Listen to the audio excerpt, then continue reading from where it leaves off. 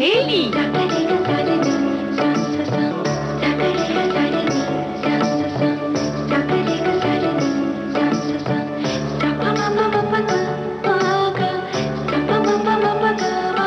सखी सहेली।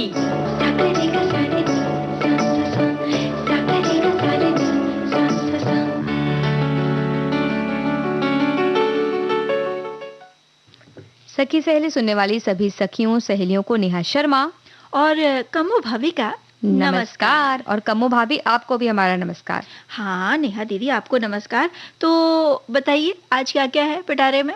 भाई पिटारे में तो बहुत कुछ है, जैसे हाँ। कि आज तो कई खास दिवस भी हैं। एक तो आपकी और हमारी मुलाकात हो गई है सखी सहेली में। बिल्कुल। और बता दें हमारे पास भी पिटारे में काफी कुछ है गीतों के अलावा। हाँ, गीतों के अलावा हमारे पास पिटारे में है अंतर्राष्ट्रीय परिचारिका दिवस है आज, और है अंतर्राष्ट्रीय पादप स्वास्थ्य दिवस।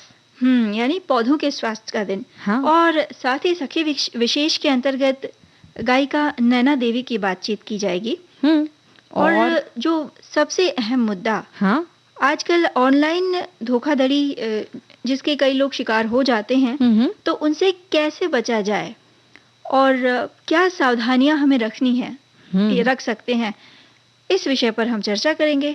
हाँ कमो भाभी, साथ में बच्चों के व्यंजन भी तो बनाएंगे आप। हाँ, तो वो गीतों के अलावा पिटारे में जो खास चीज है ना नेहा दीदी, वो यही तो है, बच्चों के व्यंजन। भाई बच्चों को खिलाना, उनकी पसंद की चीजें बनाकर मतलब ये करना कि वो खा लें किसी तरह, बहुत मुश्किल काम है। होता है। लेकिन जब हमारी भाभी हैं साथ में तो कोई मुश्किल है ही नहीं, क्योंकि आपने तो बहुत इस तरह के व्यंजन बनाए तरह तरह के, और बच्चों को ना खाने वाली चीजें जिसको देखकर वो मुंह बनाते हैं, वो चीजें भी चटकारे ले लेके खाते हैं। तो आपको भी खिलाएंगे। फिलहाल अंतर्राष्ट्रीय परिचारिका दिवस आज हम मना रहे हैं। वैसे नेहा दीदी, किसी भी रोगी के ठीक होने के लिए दवा के साथ साथ जरूरत होती है उसकी देखभाल की पूरी तरह से। डॉक्टर जरूरी बातें जांच कर क्या करते हैं, अक्सर रोगियों की देखभाल का जिम्मा जिन पर छोड़ते हैं वो होती हैं परिचारिकाएं, यानी हमारी नर्सेस। हाँ, और उन्हीं परिचारिकाओं को धन्यवाद देने का आज का दिन है, यानी कि अंतर्राष्ट्रीय परिचारिका दिवस। और ये मनाया जाता है 12 मई को, क्योंकि इस दिन मशहूर नर्स फ्लोरेंस नाइटिंगेल की जयंती होती है। उनका जन्म 12 मई 1820 को हुआ था, और उनके बारे में मशहूर है कि वो क्रिमियन युद्ध के दौरान घायलों की सेवा करके काफी सराहनीय काम उन्होंने किया।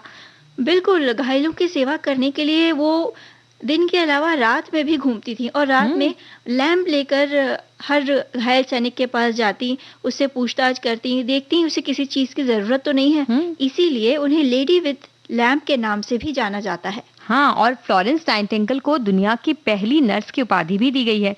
ये भी माना जाता है कि उनके सराहनीय काम को देखने के बाद ही नर्सिंग की ओर अन्य महिलाओं ने और लोगों ने कदम बढ़ाए, और नर्सिंग को एक पेशे के तौर पर अपनाया जाने लगा, और महिलाओं को भी इस ओर जाने की प्रेरणा मिली।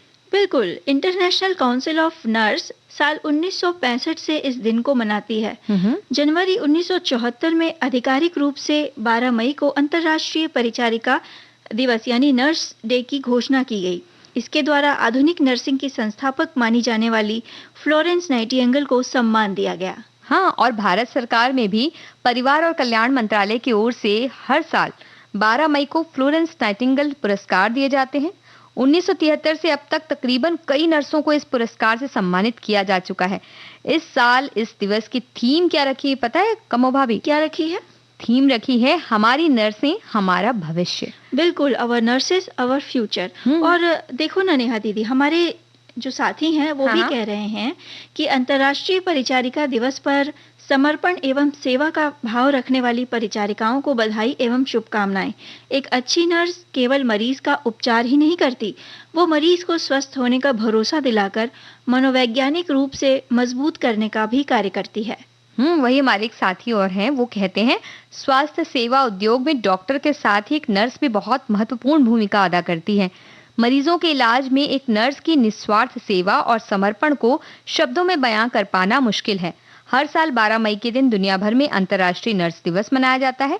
ये दिन सभी नर्स की सेवा भाव का सम्मान करता है और उनके योगदान को रेखांकित करता है।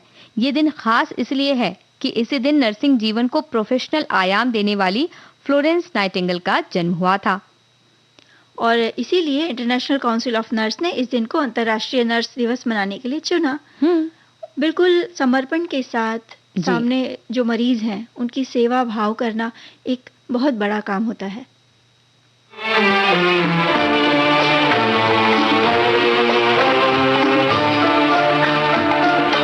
हमने देखी है उन आँखों की महकती खुशबू, हाथ से छू के इसे रिश्तों का इल्जाम न दो। सिर्फ एहसास है ये, रूह से महसूस करो। प्यार को प्यार ही रहने दो, कोई नाम न दो। हमने देखी है उन आँखों की महकती खुशबू, हाथ से छू के इसे रिश्तों का इल्जाम न दो। हमने देखी है।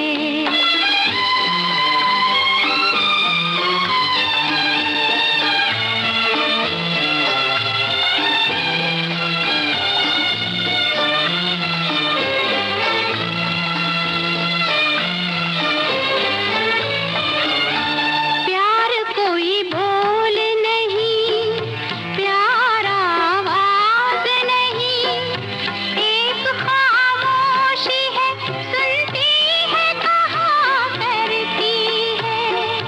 न ये बुझती है, न रुकती है, न ठहरी है कहीं। नूर की बूंद है, सदियों से बहा करती है। सिर्फ एहसास है ये, रूह से महसूस करो। प्यार को प्यार ही रहने दो, कोई नाम न दो। हमने देखी है उन आँखों की महकती खुशबू, हाथ से छू के इसे रिश्तों का इल्जाम न दो। हमने देखी है।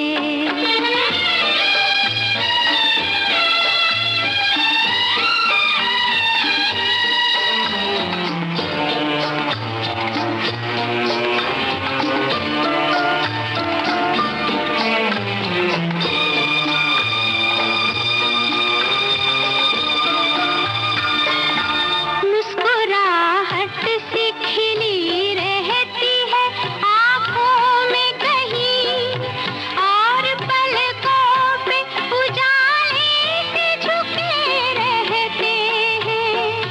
होंठ कुछ कहते नहीं, कांपते होठों पे, मगर इतने खामोश से अफसाने रुके रहते हैं।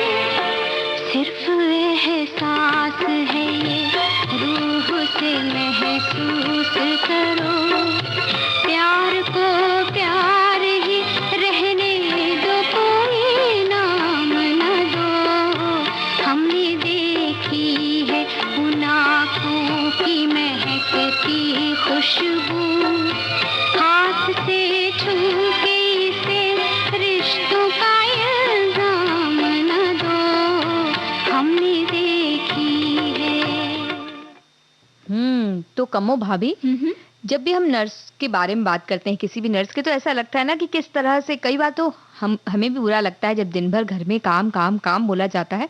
मुझे तो देखिए बहुत बुरा लगता है। कहते हैं कि थोड़ी देर आराम तो करने दो, लेकिन जो हमारी नर्सें होती हैं वो दूसरों के लिए भी सारे काम करती हैं और मुस्कुराकर सबको दवाइयाँ देना, कितनी याद सबका रखती हैं वो। बिल्कुल अनवरत रूप से चलती रहती हैं और जो मरीज हैं उनका खास ख्याल रखना होता है।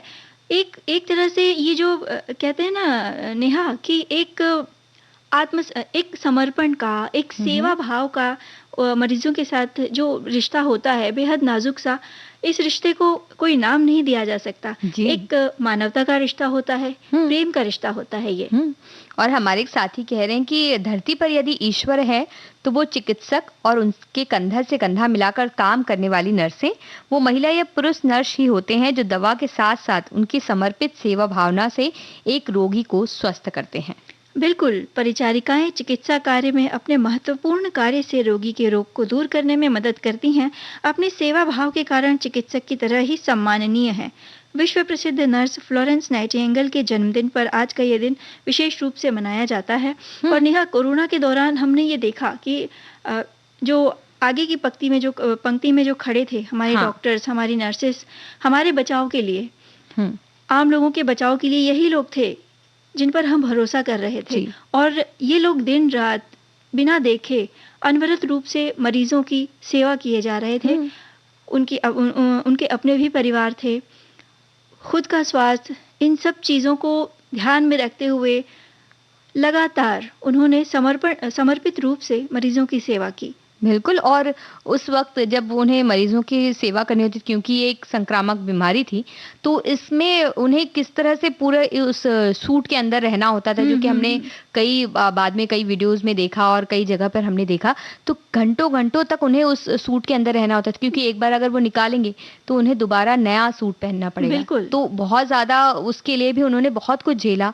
वो पानी भी कम से कम पीते थे, खाने की भी उनको समय नहीं मिलता था। तो वो सब भूल कर सिर्फ सेवा भाव से वो लगे रहे, और बहुत सारी जो चीजें ठीक हुई उनमें उनका बहुत बड़ा हाथ है, क्योंकि उन्होंने जिस तरह से सबकी सेवा की, सबकी मदद की, तो इससे हमें सबकी ये समझ में आया कि किस तरह से अगर समर्पण भावना से काम करते हैं, अपनी जान की परवाह नहीं कर रहे हैं और किस तरह से लोगों के लिए सब कुछ कर रहे हैं, तो यही एक काम ऐसा है जो निस्वार्थ भावना से किया जाता है। बिल्कुल, इनकी सेवा भावना को, इनके जज्बे को हम सलाम करते हैं। और साथ ही आगे बढ़ते हैं। आज नेहा, हम बात कर रहे थे कि पौधों के स्वास्थ्य का अंतर्राष्ट्रीय दिवस, यानी अंतर्राष्ट्रीय पादप स्वास्थ्य दिवस भी है। जी। तो ये जो दिन है वो मनाया जाता है, जैसे कि हमें सबको पता है कमो भाभी कि हमारे भोजन का एक बड़ा हिस्सा तो पेड़ पौधों और वनस्पतियों से आता है। और जीवनदायी जो ऑक्सीजन है वो भी हमें पेड़ पौधों से प्राप्त होती है। तो ऐसे में इनकी देखभाल के प्रति हमारे अंदर जागरूकता होनी चाहिए। ये हमारा कर्तव्य है कि हम उनकी देखभाल करें। और देखा जाए तो हर साल कीट पतंगों से फसल का बड़ा हिस्सा प्रभावित होता है, और स्वास्थ्य के लिए भी कई बार ये चीजें जो होती हैं वो हानिकारक होती हैं। बिल्कुल नेहा दीदी, तो ऐसे में पौधों को लेकर वैश्विक जागरूकता बढ़ाने के लिए संयुक्त राज्य महासभा ने 29 मार्च 2022 को यह निर्णय लिया कि हर साल 12 मई को अंतर्राष्ट्रीय पादप स्वास्थ्य दिवस के रूप में मनाया जाएगा। और इसके पहले साल 2020 को अंतर्राष्ट्रीय पादप स्वास्थ्य वर्ष घोषित किया गया था। कोरोना महामारी के कारण इसे साल 2021 तक जारी रखा गया था। और ये दिन मनाया जाता है ताकि पौधों के स्वास्थ्य के प्रति हम जागरूक हो सकें, और इसके जरिए ये भी बताया जाता है कि किस तरह से पौधों के स्वास्थ्य की रक्षा करके भूख, गरीबी को भी हम समाप्त कर सकते हैं, क्योंकि उन पर बहुत ज्यादा हम निर्भर हैं। तो अगर उनका स्वास्थ्य अच्छा रहेगा, फसल अच्छी रहेगी, तो इस तरह से हम भूख और गरीबी पर नियंत्रण कर सकते हैं और पर्यावरण की रक्षा से आर्थिक विकास को बढ़ावा भी दे सकते हैं। बिल्कुल, हम देखा जाए तो पर्यावरण पर पूरी तरह से आश्रित हैं। हमारी जो भोजन श्रृंखला है ना, उसमें पौधों का बेहद महत्वपूर्ण स्थान है। तो इनकी सुरक्षा करना, इनका संरक्षण करना और ये देखना कि अगर हम कोई पौधा लगा रहे हैं तो वो अच्छे से फले फूले, हमारा ही कर्तव्य है। बिल्कुल। और कमो भाभी, पता है हमारे कई साथियों ने इस बारे में बहुत सी बातें लिख भेजी हैं, जो हम बताएंगे लेकिन एक अंतराल के बाद।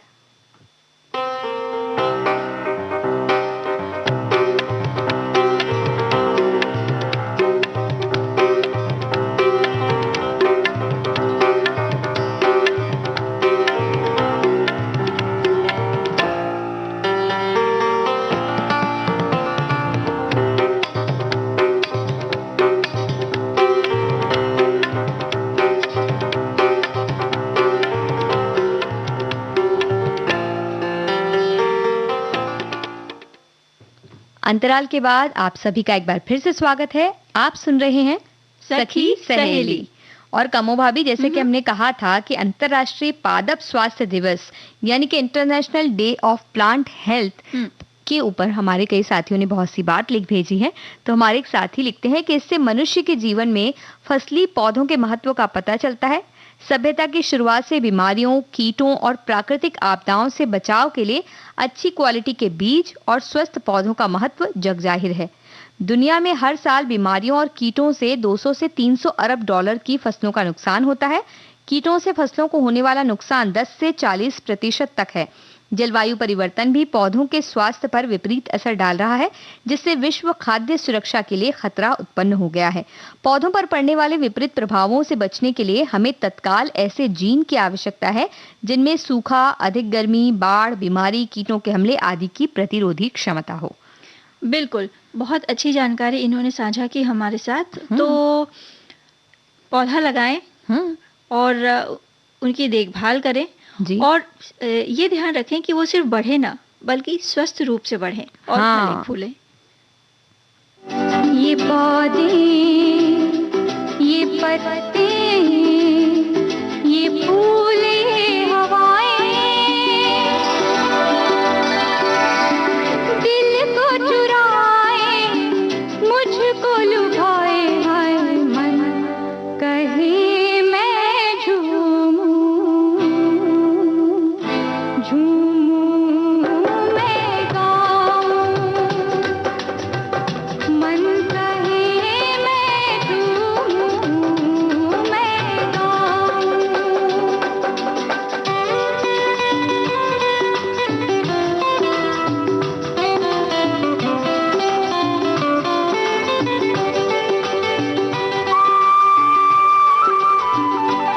हरियाली भरी इन घाटियों में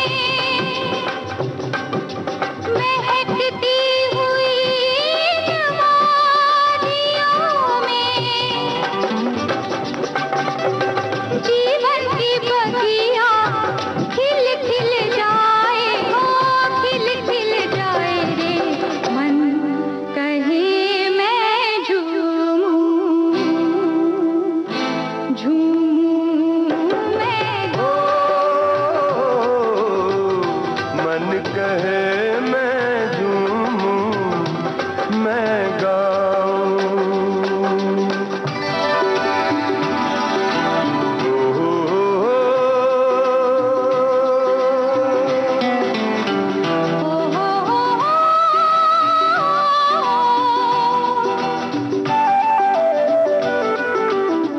कल कल बहती झरनों की धारा, हाल से चलती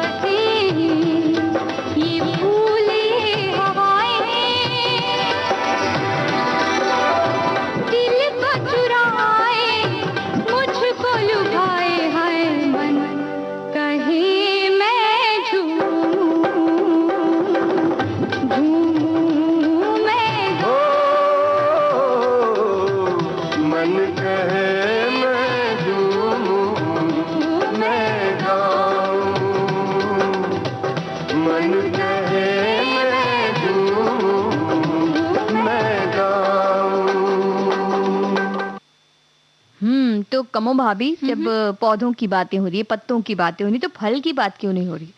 तो हम आपसे और अपने सभी साथियों से पूछना चाहते हैं कि वो कौन सा फल है जो गर्मी में ही आता है और सबको बहुत अच्छा लगता है, लेकिन फिर भी सब उसे बहुत ही सामान्य सा ही कुछ नाम कहते हैं उसका। मैं तुम्हारा इशारा समझ रही हूँ। आप इशारा समझिए, लेकिन हम अभी कुछ और बातें करना चाहते हैं। उत्तर अभी नहीं बताएंगे जी, है ना नेहा? हमारे साथियों तो समझ में आ चुका हो, क्योंकि कई बार तो ऐसे सवाल हम उनसे कुछ तो हमसे सवाल जो पूछते हैं उससे ज्यादा जानकारी वाले जवाब भी उनके आते हैं हमेशा। तो देखते हैं इस बार वो जवाब देते हैं या नहीं देते। बिल्कुल देंगे। कमो भाभी तो कह रही हैं कि उन्हें जवाब आता है, पर कितना आता है हमें तो पता अरे नेहा दीदी, हमें जवाब भी आता है और हमें पता है आपको भी वो चीज भाती है। लग रहा है कि आप आसपास पहुंच रही हैं, लेकिन आसपास तो हम पहुंच चुके हैं। नैना देवी जी के आसपास तो हम पहुंच नहीं सकते, क्योंकि वो एक ऐसी गायिका रही हैं जिनका नाम बहुत ही अच्छी तरह से लिया जाता है, क्योंकि उन्हें कई सम्मान भी मिले हैं। और नैना देवी की अगर हम बात करें, किसी भी गायिका की अगर हम बात करते हैं, तो उनके साथ जुड़ा होता है सालों का प्रशिक्षण और रियाज। बिल्कुल। आज बात ठुमरी गायन के लिए मशहूर नैना देवी की। कोलकाता के बैरिस्टर सरल चंद्र सेन और उनकी पत्नी निर्मला के 5 बच्चों में चौथी नीलिना सेन 27 सितंबर 1917 को जन्मी। दादा केशव चंद्र सेन भी एक नेता और ब्रह्म समाज आंदोलन के समाज सुधारक थे, इसलिए परिवार का माहौल भी थोड़ा सा अलग था। और पहली बार नलिना के संगीत में दिलचस्पी जगाने में उनके चाचा पंचू का हाथ रहा, जब वो पहली बार थिएटर में अंगूर बाला के संगीत कार्यक्रम में उन्हें ले गए। यहाँ नलिना की दिलचस्पी इतनी बढ़ी कि वो अंगूर बाला के घर मस्जिद बारी रोड तक पहुंच गई। संगीत में रुचि जागी और वो उससे जुड़ती चली गई। बंगाल में ख्याल गायन परंपरा को पुनर्जीवित करने वाले प्रसिद्ध गायक और शिक्षक गिरिजा शंकर चक्रवर्ती से नलिना ने 9 साल तक संगीत सीखा। जैसा पहले कई महिला कलाकारों के साथ होता था, कुछ वैसा ही नलिना के साथ भी हुआ। 16 साल की उम्र में ही उनका विवाह कपूरथला रियासत के चरणजीत सिंह के बेटे रिपजीत सिंह से हो गया। लोग उन्हें नलिना की जगह नैना रिपजीत सिंह के नाम से जानने लगे। और कपूरथला जैसे ही वो पहुंची, वैसे ही उनके लिए गायन बंद हो गया।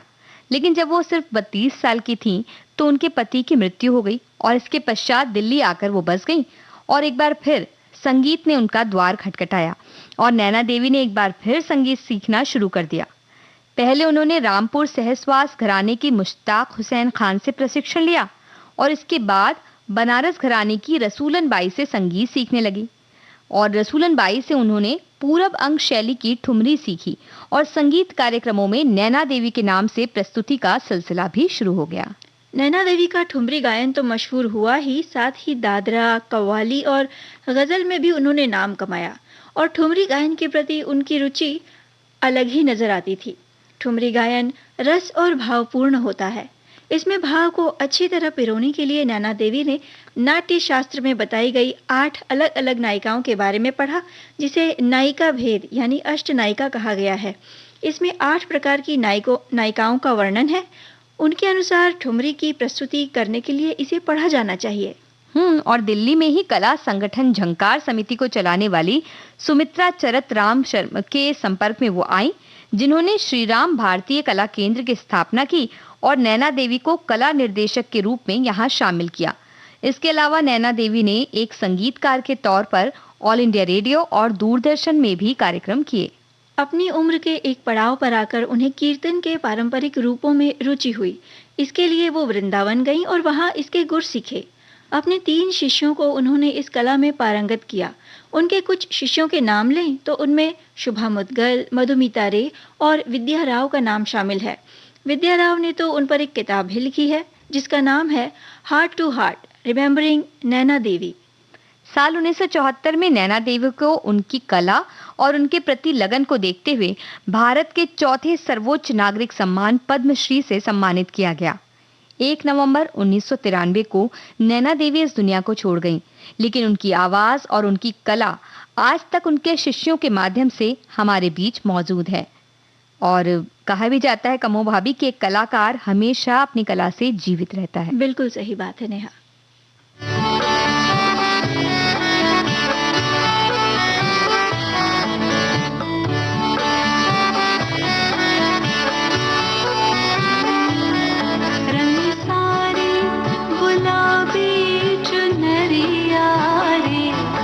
रंगी सारी गुलाबी चुनरिया रे, मोहे मारे नजरिया सवरिया रे, मोहे मारे नजरिया सवरिया रे।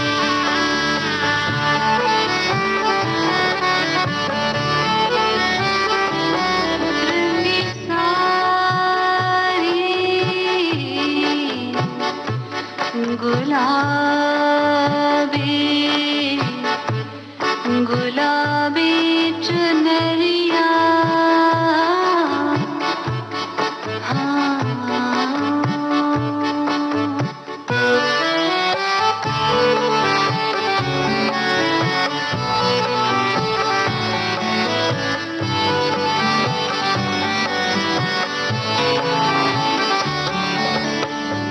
जाओ जी जाओ, करो ना बतिया, जाओ जी जाओ, करो ना ही बतिया, जाओ जी जाओ, करो ना बतिया।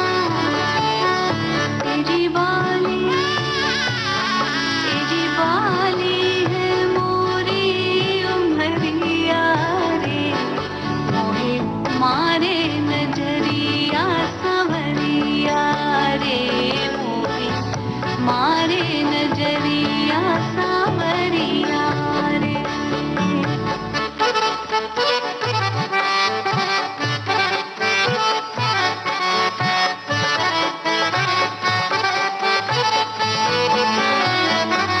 रंगी सारी गुलाबी चुनरिया रे, रंगी सारी गुलाबी चुनरिया रे, मोहे मारे नजरिया सवरिया रे, मारे नजरिया सवरिया रे। रंगी सारी रंगी सारी गुलाबी चुनरिया रे, मोहे मारे नजरिया सवरिया रे, मोहे मारे नजरिया सवरिया रे।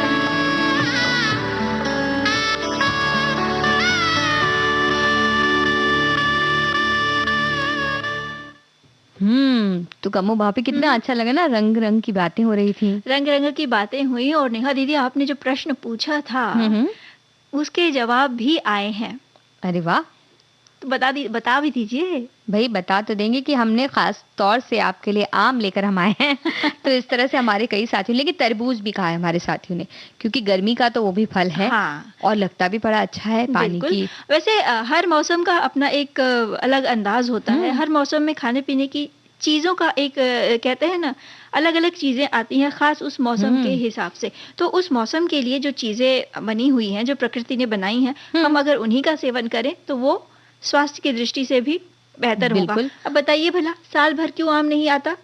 भाई आम का मन करे तो वो आ जाए, लेकिन हम आने नहीं देते हैं, ऐसा लगता है। लेकिन कमो भाभी देखिए, जैसे जिस वक्त जो चीज आनी चाहिए उसका आनंद दुगना होता मौसम के अनुसार, कुछ उसी तरह से हमारा अगर आर्थिक स्वास्थ्य हमें सही रखना है, यानी कि अपने पैसे बचाने हैं, तो हमें भी कुछ जो तरीके हैं ना, पारंपरिक रूप से जिन तरीकों को अपनाना चाहिए, यानी कि जैसे बैंक की डिटेल है किसी को नहीं दे, क्योंकि धोखाधड़ी बहुत हो सकती है हमारे साथ। बिल्कुल, यानी आम के धोखे में कहीं हमारे यहाँ गुठली न लग जाए। और कई बार ऐसा भी होता है ना कि भाई अलग अलग तरीके से, जैसे अलग अलग फल आते हैं, उस तरह से अलग अलग तरकीबें तिकड़मे लेकर आते हैं लोग हमें लूटने के लिए और हमारे पैसों को धोखाधड़ी के जरिए अपने तक लेने के लिए। अब तो सीधे सीधे चोरी डकैती पहले हो जाया करती थी, ऐसा कहा जाता था कि कोई सामान ले जा रहा है, अब तो ताला बंद करके आप रखिए, लेकिन फिर भी चीजें उड़ा ली जाती हैं। भाई इसे कहते हैं जमाना बदल गया है, तकनीक बदल गई है, और जितनी ज्यादा तकनीक पे हम निर्भर होते जा रहे हैं, ये जो नई नई टेक्नोलॉजीज आ रही हैं उस पे हम जितने ज्यादा निर्भर होते जा रहे हैं नेहा, कहते हैं ना, खतरा उतना ही ज्यादा बढ़ता जा रहा है। बिल्कुल। अब ऑनलाइन जो धोखे की बात हो रही है, तो ऐसा तो नहीं है, ये समय के हिसाब से आज की जरूरत है। और जरूरत तो है कि हम एक अंतराल ले लें, लेके जल्दी से हाजिर होते हैं।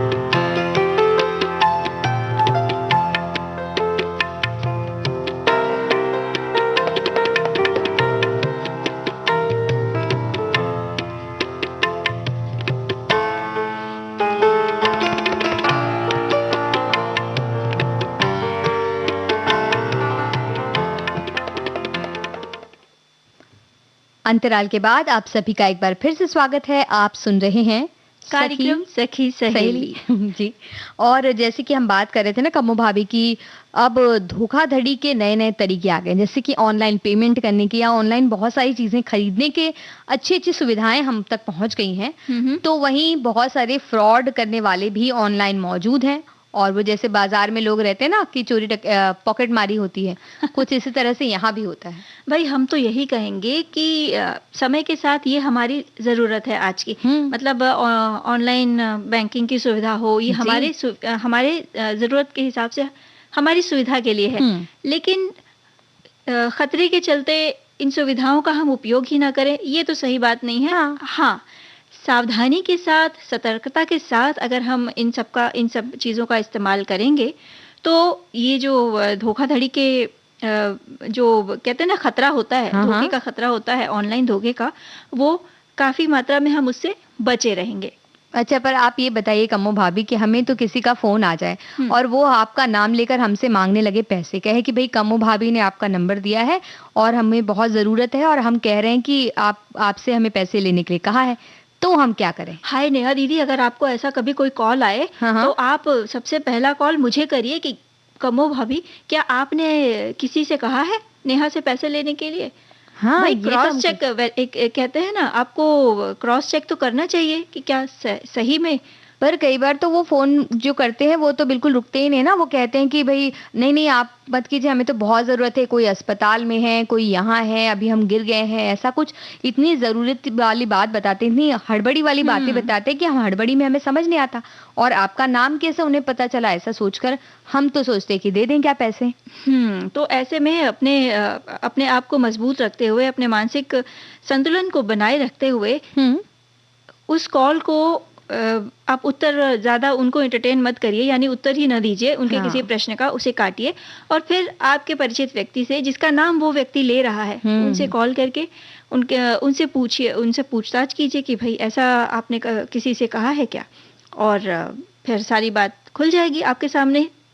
ये तो सही बात है कम्मो भाभी। और एक बार किसी ने जब मेरा फेसबुक प्रोफाइल बना लिया था और आपसे पैसे मांगने लगा था तब? भाई सोशल मीडिया पर कई सारी चीज़ें होती हैं। नेहा देखो, सबसे ज़रूरी बात है ना कि ऑनलाइन शॉपिंग हम कर रहे हों, कोई चीज़ खरीद रहे हों, या सोशल मीडिया पर हमारे कहीं पे अकाउंट में कोई मैसेज आए, तो उसकी विश्वसनीयता जांचना सबसे ज़रूरी है। अगर सोशल मीडिया के अकाउंट पर भी कहीं से भी ऐसा किसी तरह का मैसेज आता है, अगर आपके नेहा के सोशल मीडिया अकाउंट पर आया है कि कम्मो भाभी के नाम से मैसेज कि कम्मो भाभी, नेहा दीदी मुझे इतने रुपयों की ज़रूरत है, मैं बहुत बड़ी मुसीबत में हूँ, तो प्लीज़ मुझे भिजवा दीजिए, ये मेरा लिंक है या ये मेरा अकाउंट आईडी है। तो नेहा ध्यान रहे, कभी भी ऐसा काम न करना और पैसे तो बिल्कुल मत भिजवाना। हाँ, और लिंक पे भी हमें क्लिक नहीं करना चाहिए, नहीं तो कई बार बहुत सारी जानकारियाँ चली जाती है और कई बार हमारा खाता भी हैक हो जाता है। बिल्कुल, और कभी भी आपको कॉल आता है कि हम फला बैंकिंग सर्विस की तरफ से बोल रहे हैं, आपका अकाउंट बंद कर दिया जाएगा अगर आपने ये जानकारी ना दी, या आपका अकाउंट सीज कर दिया जाएगा अगर आपने फला जानकारी ना दी, या हमारे साथ ओटीपी शेयर नहीं किया, हम अभी तुरंत ऑनलाइन ठीक कर देंगे। तो भाई आपके आर्थिक स्वास्थ्य के लिए ये ज़रूरी है कि किसी भी फ़ोन पे अगर आपसे ओटीपी या किसी तरह की आपके अकाउंट से संबंधित जानकारी मांगी जाती है, तो किसी भी व्यक्ति के साथ ऐसी जानकारी साझा न करें। आप उन्हें कह दीजिए कि अच्छा, मेरा अकाउंट अगर बंद होगा तो मैं अपने बैंक के जो ब्रांच है वहाँ जाकर पता कर लूँगा या पता कर लूँगी, सीधी सी बात है। और भी एक बात पूछी जा सकती है कम्मो भाभी, उनसे अगर आप ये पूछेंगे कि कौन से बैंक से आप बोल रहे हैं, तो देखिएगा हमेशा जवाब गलत ही आता है, क्योंकि उन्हें तो पता नहीं होता कि किस बैंक में आपका अकाउंट है, तो वो हमेशा किसी दूसरे या तीसरे बैंक का नाम बोलते हैं। लेकिन जो हमारा स्टेट बैंक ऑफ इंडिया है, अक्सर वो उसका नाम बोलते हैं। तो इस वजह से हम ये सोच सकते हैं कि किसी भी बैंक का अगर वो नाम बोलते हैं और अगर मान लीजिए आपका अकाउंट उसी में है, जी तो भी आप ये कह सकते हैं कि ठीक है, कोई बात नहीं, हम उनके पास जाएंगे, कल तो हम जाने ही वाले बैंक। बिल्कुल, तो हम वो अपने एकदम ब्रांच हड़बड़ा कर कुछ नई चीजें कहने लगते हैं और इससे आप उन्हें पकड़ सकते हैं। बिल्कुल। वैसे हमारे एक साथी भी कह रहे हैं कि एक और टेक्नोलॉजी ने हमारा जीवन आसान बनाया है, वहीं इसके कुछ नुकसान भी हैं जो हमें झेलने पड़ते हैं। डिजिटलाइजेशन के दौर में हर चीज़ हमसे सिर्फ एक क्लिक की दूरी पर है। इन सब के साथ ऑनलाइन पेमेंट भी बढ़े हैं। ऑनलाइन पेमेंट की सुविधा से हमें खुदरा रुपयों की चिंता नहीं रहती और ये आसान भी है। लेकिन इसके साथ ही इसमें धोखाधड़ी की संभावना भी बनी रहती है। ऑनलाइन ठगी की खबरें हम आए दिन पढ़ते रहते हैं, तो केंद्रीय गृह मंत्रालय ने साइबर क्राइम या ऑनलाइन ठगी की घटनाओं को रोकने और इनकी शिकायत दर्ज कराने के लिए एक नेशनल हेल्पलाइन नंबर भी जारी किया है। आप धोखाधड़ी की शिकायत इस नंबर पर दर्ज करा सकते हैं और यदि आप ऐसे किसी अपराध के शिकार होते हैं तो सबसे पहले इस नंबर पर कॉल करें। और इसके अलावा आप गृह मंत्रालय के जो साइबर पोर्टल है, साइबर क्राइम का जो पोर्टल है, उस पर भी इसकी शिकायत की जा सकती है। तो ये https cybercrime.gov.in पर आप जाकर इसकी शिकायत कर सकते हैं। और एक बात ये भी है कि अगर जब हम इस तरीके की बातों में फंस जाते हैं, ओटीपी शेयर नहीं करना चाहिए, ये तो सब हर तरफ से आता है। हमारे बैंक से भी अक्सर हमें ये मैसेज आता है कि किसी के साथ भी ओटीपी शेयर मत कीजिए, आपका जो पिन है, एटीएम पिन है, वो किसी के साथ साझा मत कीजिए, कहीं लिखकर मत रखिए उसे। कोई ऐसा नंबर रखिए जो आपको याद रहता है, क्योंकि अगर हम जगह जगह लिख कर रखते हैं, फोन में हम बहुत सारी चीजें होती हैं, कभी कार्ड अगर गुम गया तो उसे आप तुरंत ब्लॉक करवाइए फोन करके।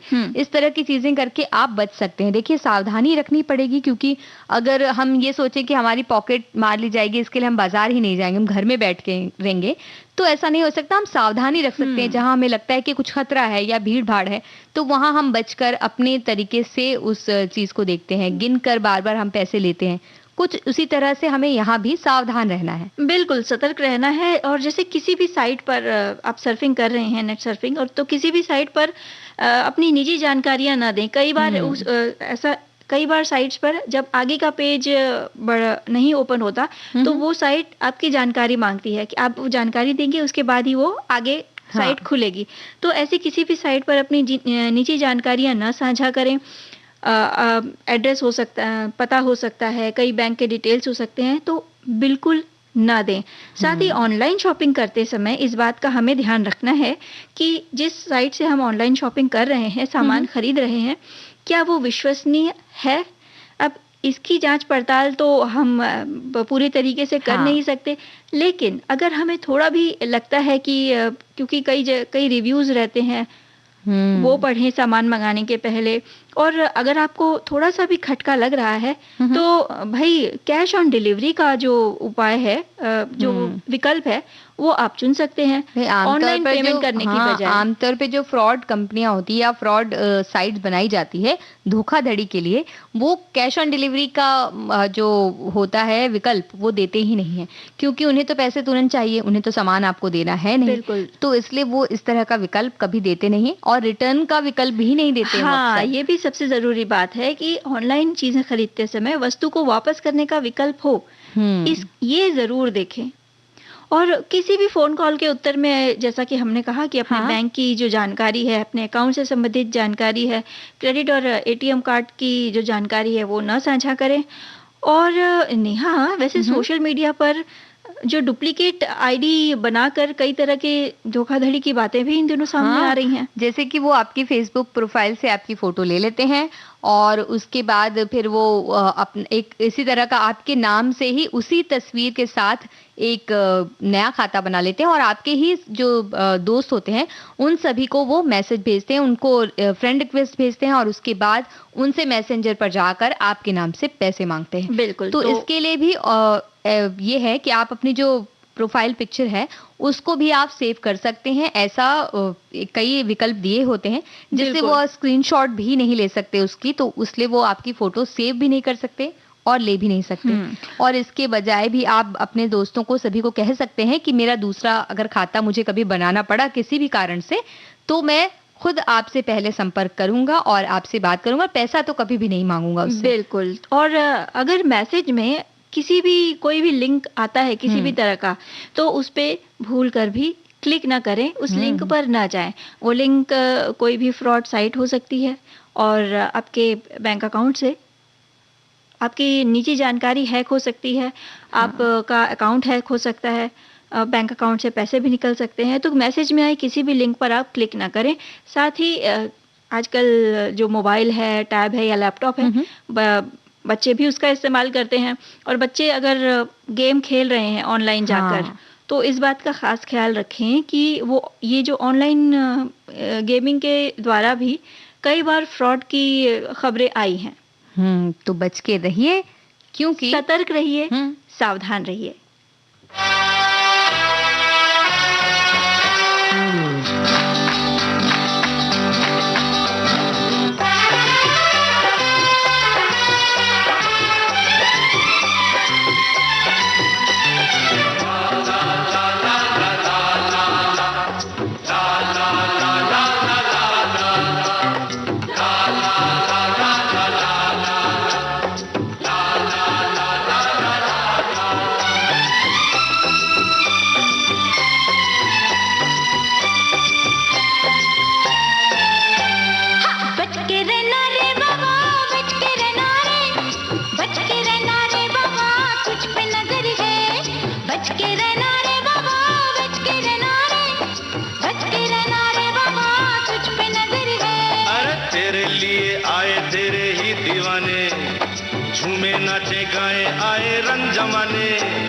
कैसे कैसे तो बेलाए, तू क्या जाने, तू क्या जाने। बच के रहना रे बाबा, बच के रहना रे, बच के रहना रे बाबा, तुझ पे नजर है। हाँ, तेरे लिए आए तेरे ही दीवाने, झूमे नाचे गाए आए रंग जमाने। कैसे कैसे तो बेलाए, तू क्या जाने, तू क्या जाने। बच के रहना रे बाबा, बच के रहना रे, बच के रहना रे बाबा, तुझ पे नजर है।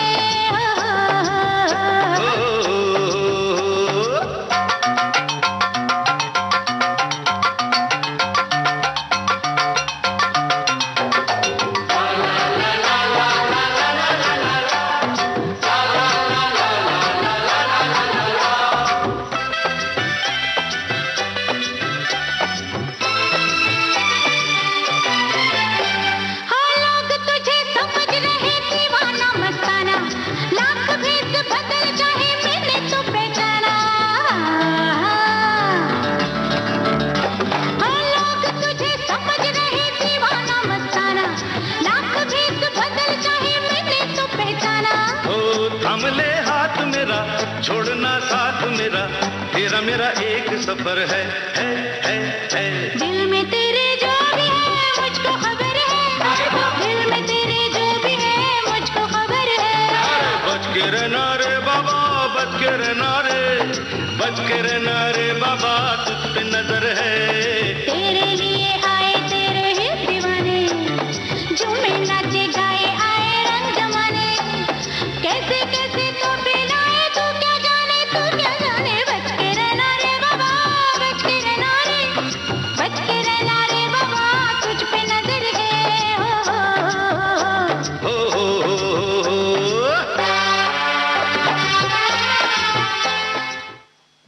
और कमो भाभी, आप तो ये कह रही थी कि आपके पिटारे में बहुत कुछ है, खाने की चीजें हैं। हमारे बुआ जी तो आई नहीं तो बुआ जी से तो हम दिन भर खाना मांगते हैं। तो अभी आप आई हैं तो अब आपकी जिम्मेदारी है आप कुछ ना कुछ अच्छा हमें खिलाएं। बिल्कुल खिलाएंगे नेहा। और हमारे जो साथी हैं, श्रोता हैं, उन्होंने भी कई व्यंजन विधियां हमसे साझा की है। वो पढ़ के भी काफी, कहते हैं ना, एकदम मजा आ रहा है। और इसमें तो मैंगो केक भी बना दिया हमने। आम की बातें की, उन्होंने आम के आम गुठलियों के दाम वाली बात करके मैंगो केक बनाने तो मैंगो की विधि केक से ही शुरुआत करते हैं। हाँ, उसके लिए सामग्री है मैदा 1 से 1.5 कप, शक्कर पीसकर 1 कप, रिफाइंड तेल या घी 3/4 cup, baking powder 1 teaspoon, baking soda आधा टीस्पून, आधा कप दूध powder, 1 cup mango pulp, 1 cup दूध, कुछ कटे हुए बादाम, और बादाम के अलावा और भी जो सूखे मेवे होते हैं वो डाले जा सकते हैं।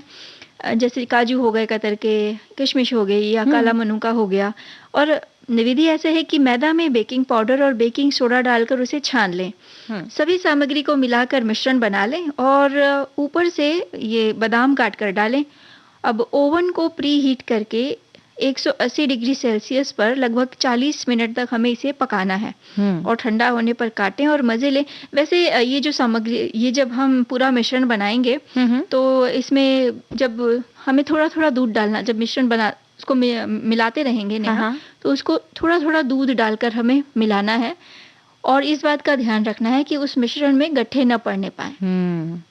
देखिए, ये मैंगो केक तो बच्चे खा लेंगे आसानी से, लेकिन जब उन्हें रोटी और सब्जी खिलानी हो तो बात है ना, अगर वो खिलाई जा सके। ये बड़ी मुश्किल बात है। इसका तरीका हमारे पास है, बताइए। इसके लिए बना सकते हैं पनीर चपाती रोल्स।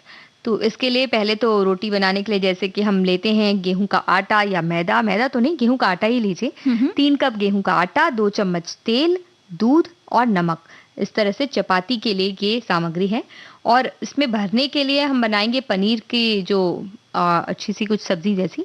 तो इसके लिए 1 कप कसा हुआ पनीर, 2 बड़े चम्मच बारीक कटा हुआ हरा धनिया, बारीक कटा मध्यम आकार का 1 प्याज, बारीक कटी 1 हरी मिर्च, या बच्चे ना खाते हो तो ये नहीं भी डाल सकते हैं। आधा चम्मच अदरक लहसुन का पेस्ट, आधा चम्मच जीरा, 1/4 चम्मच गरम मसाला, आधा चम्मच लाल मिर्च का पाउडर, 1 चम्मच धनिया पाउडर, 2 चम्मच टमाटर केचप, नमक और 1 चम्मच तेल। अब रोल्स बनाने के लिए भी हम 2 पनीर क्यूब को कस के, ये सब अगर चाहे तो कीजिए, नहीं तो नहीं। और 1 कप कटी हुई गोभी, 4 चम्मच हरी चटनी, और तल भी सकते हैं या सेक सकते हैं आप। 1 कटोरे में 3 कप गेहूं का आटा या मैदा, 2 चम्मच तेल और नमक लीजिए। अब दूध डाल के इसको धीरे धीरे पराठे के या चपाती के आटे की तरह चिकना चिकना गूंथ लीजिए और ढक के 10 से 15 मिनट तक के लिए रख दीजिए। इसके बाद आटे को फिर से एक बार थोड़ा सा लोच लगा लीजिए और 4 बराबर भागों में बांट लीजिए। अब हर हिस्से को गोल गोल करके चपाती के आकार में बना लीजिए। फिर धीमी आंच पे तवे को गर्म करके दोनों तरफ हल्का हल्का भूरा रंग आए ना, जैसे छोटे छोटे धब्बे से आते हैं, हल्का सा पका है, पूरा नहीं पका, उस तरह से पका लीजिए। अब इसके बाद इसे तो कवर करके आप रख दीजिए रोटी के डब्बे में। पूरी तरह से पकाना नहीं है, थोड़ा कम पकाएं क्योंकि बाद में फिर पकाना है। और इसके बाद धीमी आंच पर एक छोटे पैन में 1 चम्मच गरम तेल डालिए, तेल डालकर गरम कीजिए, जीरा डालिए, जब चटकने लगे तो फिर प्याज डाल के भूनिए, अदरक लहसुन का पेस्ट डालिए, फिर भुन जाए तो फिर इसमें मसाले डाल सकते हैं, आप जैसे खाते हैं उस हिसाब से डाल सकते हैं। लाल मिर्च पाउडर, धनिया पाउडर, गरम मसाला पाउडर, टमाटर केचप, धनिया पत्ती और हरी मिर्च डाल दीजिए। सबको अच्छी तरह से मिला लीजिए, आंच को बंद कर दीजिए और अब इसमें पनीर डालकर थोड़ा नमक डालकर अच्छी तरह से मिला लीजिए। अब रोल में भरने के लिए ये तैयार है। अब इसको भी 4 भागों में बांट दीजिए क्योंकि 4 भागों में हमने रोटी बांटी है। और अब थोड़ा धीमी आंच पे तवा गरम कीजिए और पहले पकी हुई चपाती रखिए, फिर दोनों तरफ थोड़ा तेल फैलाइए और हर हिस्से को 20 से 30 सेकंड के लिए थोड़ा पका लीजिए। फिर गर्मा गर्म चपाती लेकर उसमें समान रूप से 1 चम्मच हरी चटनी फैलाइए और जो हमने मिश्रण बनाया था पनीर का वो उसकी लंबाई में रखिए और उसके बाद आधा चम्मच कसा हुआ पनीर आप डाल सकते हैं और जो सलाद आपने रखी है वो डाल सकते हैं, यानी कि पत्ता गोभी वगैरह जो हमने काट के रखा था वो। और फिर रोल बनाने के लिए स्टफिंग के चारों तरफ से चपाती को आप कस के लपेट दें कि वो गिरे ना।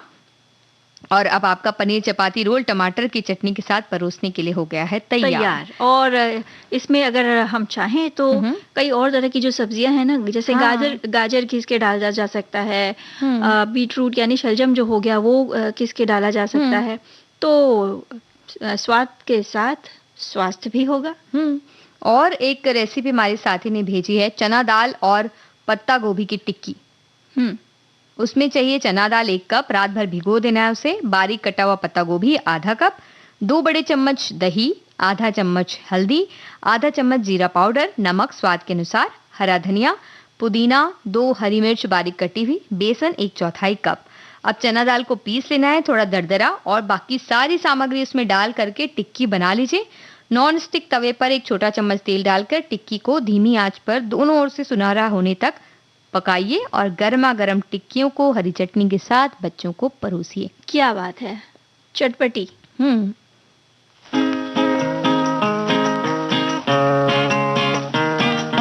दिन तड़प तड़प के कह रहा है आ भी जा, तू हमसे आँख ना चुरा, तुझे कसम है आ भी जा। दिल तड़प तड़प के कह रहा है आ भी जा, तू हमसे आँख ना चुरा, तुझे कसम है आ भी जा।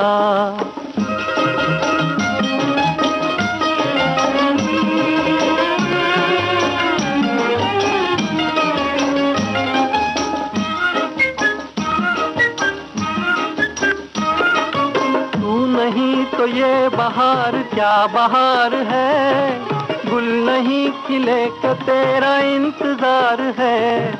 तू नहीं तो ये बहार क्या बहार है, गुल नहीं खिले का तेरा इंतजार है, कि तेरा इंतजार है, कि तेरा इंतजार है। दिल तड़प तड़प के कह रहा है आ भी जा, तू हमसे आँख ना चुरा, तुझे कसम है आ भी जा। दिल धड़क धड़क के दे रहा है ये सदा, तुम्हारी हो चुकी हूँ मैं, तुम्हारे पास हूँ सदा। दिल धड़क धड़क के दे रहा है ये सदा, तुम्हारी हो चुकी हूँ मैं, तुम्हारे पास हूँ सदा।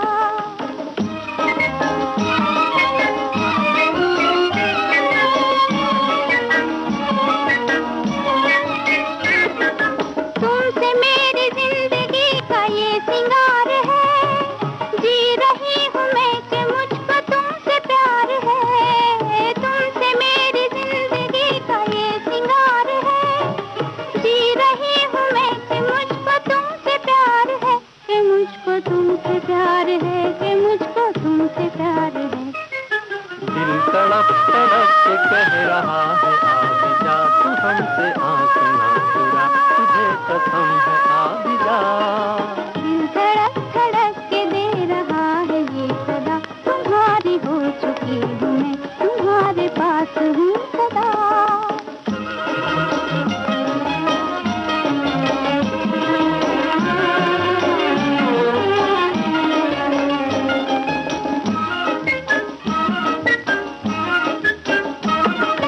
मुस्कुराते प्यार का असर है हर कहीं, हम कहाँ है दिल किधर है कुछ खबर नहीं।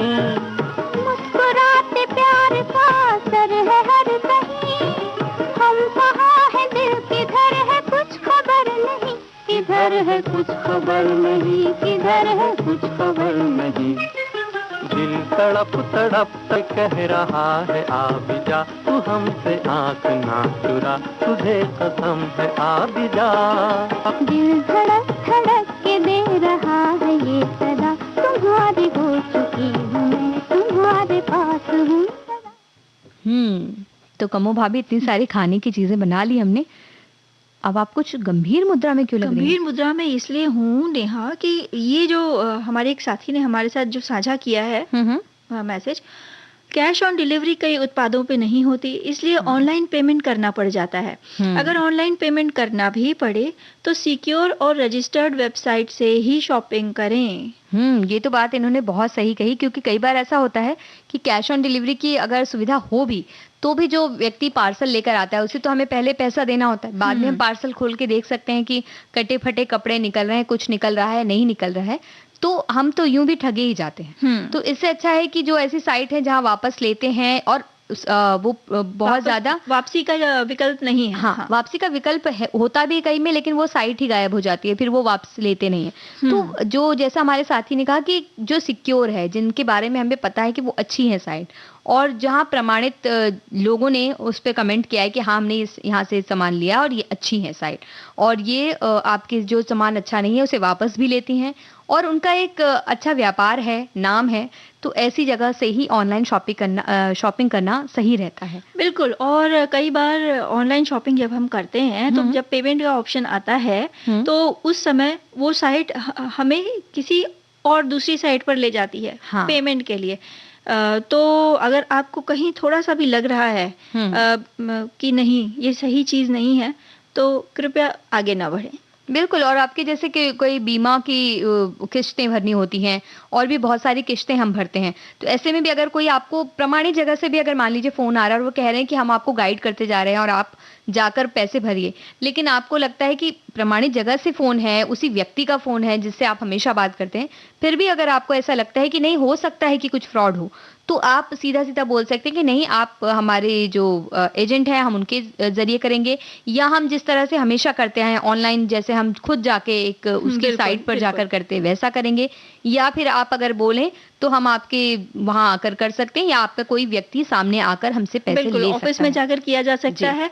और कई बार ऐसा भी होता है कि फ़ोन पर ये आपको निर्देश दिया जाता है कि प्ले स्टोर में जाइए, हुँ। फलाना ऐप आपको डाउनलोड करना है, हाँ। उस ऐप में आपको ये जानकारी डालनी है। तो कृपया ऐसे कोई भी ऐप आप जब तक कहते हैं ना एकदम पक्के ना हो जाएँ मन से कि हाँ, ये सही चीज़ हो रही है, तब तक ऐसा कोई ऐप किसी के भी कहने पर डाउनलोड ना करें। बिल्कुल। उस पर अपनी निजी जानकारी साझा ना करें। बिल्कुल, तो सतर्क रहिए, बच के रहिए। और हमारी साथी ने ब्रेड रोल की रेसिपी भी बताई थी।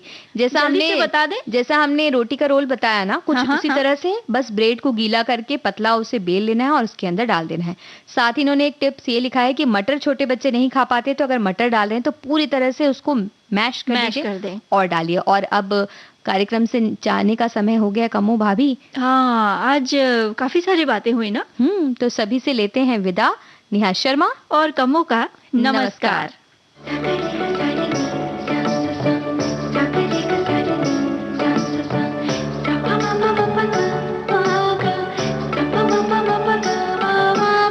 सखी सहेली।